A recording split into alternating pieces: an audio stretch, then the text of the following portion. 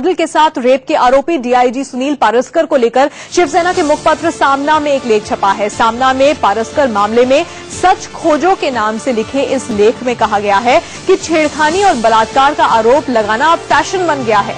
लेख में लिखा गया है कि हिंदी और मराठी चैनल इस खबर को ऐसे दिखाता है जैसे उन्होंने रेप होते हुए देखा हो। लेख में सवाल उठाया गया है कि आईपीएस और मॉडल के बीच अच्छे संबंध थे, इसके बावजूद रेप कैसे हुआ। रेप के 6 महीने बाद मामला पुलिस में दर्ज क्यों कराया गया। क्या रेप केस को समझने में 6 महीने का वक्त लगता है। ये तमाम बातें सामना में लिखी गई हैं।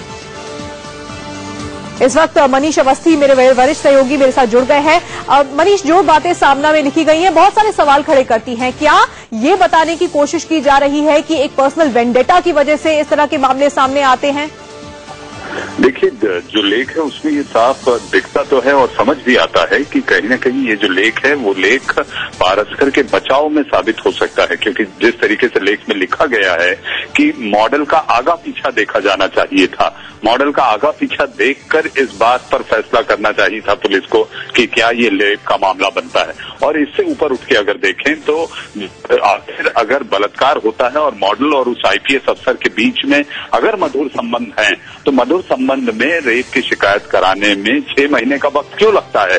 फिर उसमें एक उदाहरण दिया गया है जिसके तहत ये कहा जा रहा है कि शक्ति मिल रेप केस की मसला केवल 2 घंटे के भीतर पुलिस में मामला दर्ज कर लिया गया।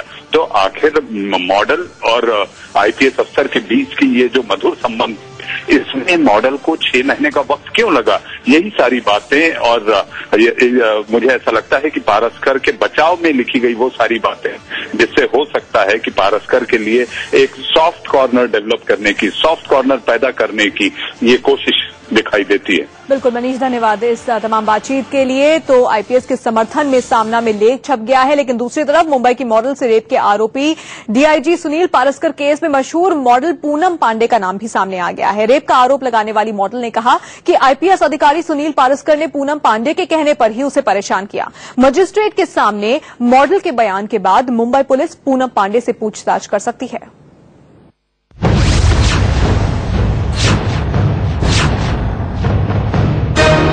पहले मॉडल ने मुंबई के डीआईजी सुनील पारस्कर पर रेप का आरोप लगाया, फिर मजिस्ट्रेट के सामने दिए बयान में उसने मॉडल पूनम पांडे का नाम लिया। दरअसल पीड़ित मॉडल का आरोप है कि पूनम पांडे के कहने पर आरोपी डीआईजी सुनील पारस्कर ने उसे बेवजह परेशान किया। सूत्रों के मुताबिक मॉडल ने पूनम पांडे को लेकर ईमेल पर आईपीएस अधिकारी के साथ हुए तकरार का एक ब्यौरा दिया है। सबसे पहले पीड़ित मॉडल का आरोप है कि डीआईजी सुनील पारस्कर ने 2 मई को मीरा रोड थाने में आई पूनम पांडे की मदद की। जब पीड़ित मॉडल ने पारस्कर से बात की तो डीआईजी ने मेल पर जवाब दिया। तारीख 27 जून, वक्त दोपहर 3:29। मैं तुम्हें फिर बताना चाहता हूँ कि मैंने उस पूनम पांडे को कभी नहीं देखा और कभी कोई बात नहीं की है, ना ही अपनी पूरी जिंदगी में किसी पुलिस स्टेशन में उसके लिए कोई बात की है। मुझे नहीं पता तुम्हें ये गलत बातें कौन बता रहा है और तुम उस पर भरोसा कैसे कर सकती हो। अगर तुम पूनम पांडे वाले मामले की तारीख देखो और पासपोर्ट पर मेरी लोकेशन देखो तो तुम्हें पता चल जाएगा कि मैं 25 अप्रैल से 2 जून तक विदेश में था। तुम अगर जांच करना चाहो तो मैं अपना फोन तुम्हें दिखा सकता हूँ। आरोपी पारस्कर के ईमेल का आधे घंटे के भीतर पीड़ित ने धमकी भरा जवाब दिया। मैं कसम खाती हूँ कि मैं मीडिया में अपनी बात रखूंगी।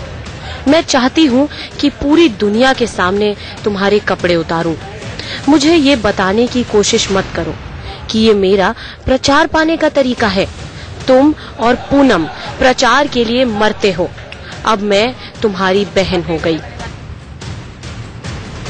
सुनील पारस्कर ने इस ईमेल का जवाब देते हुए दोबारा सफाई दी।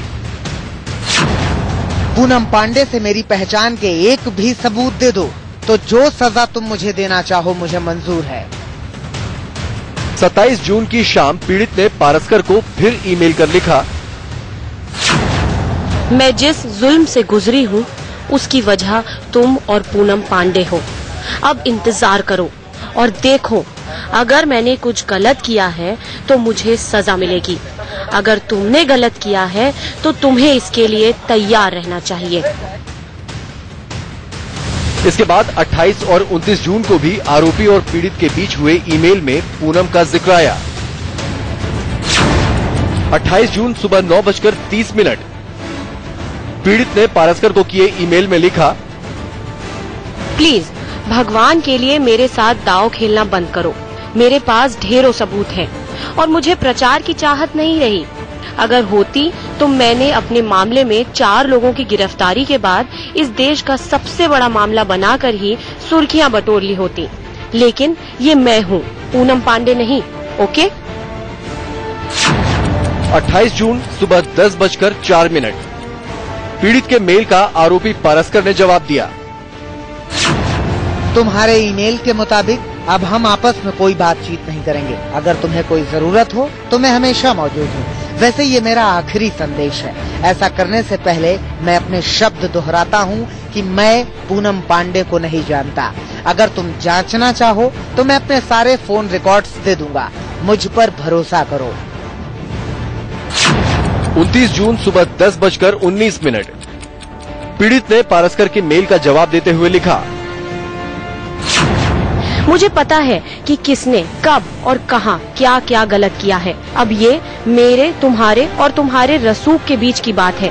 अब मैं नोटिस भेज रही हूँ तो मैसेज या फोन का तो सवाल ही नहीं उठता। तुम उसे एक वकील मुहैया करा दो ताकि वो मुझ पर मानहानि का दावा कर सके। मॉडल रेप केस में नाम आने के बाद पूनम पांडे ने मीडिया से बात करने से इनकार कर दिया, लेकिन मुंबई पुलिस आरोप लगने के बाद किसी भी वक्त पूनम पांडे से बात कर सकती है।